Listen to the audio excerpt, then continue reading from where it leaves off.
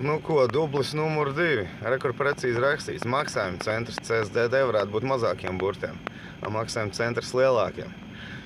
Pirmajā reizē, kad gāju, iepriekšējā video, man pateica, ka kronšteins nav tas te gāzes tam sprauslām. Viņš ir. Pateica, ka CH nav kārtībā. Gāzinieki lielām acīm skatās, ka man viss ir ideāli. UTT un tā tālāk. Nu labi, jā, ties, kas tiesa, buksītes gan bija jānomaina. Un paskatīsimies, kādus brīnumus šoreiz stāstīs. Nu, redz, cik forši no rītiem braukt. Kā piebrauc pie vārtiem, tā pirmais rindā. Nu, vai numurs 3 būs laimīgais cipars? Ar pirmo reizi, jā.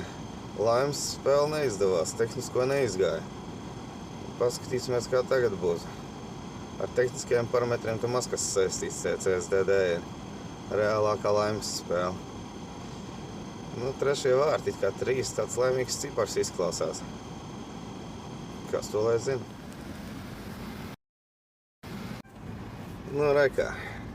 Gāzes proslams stiprinājumi pēkšņi ir atradušies. Tas CH, HC, kā viņš tur arī pēkšņi normāli, kaut gan nekas taisīts netika. Nu, bukses, jā.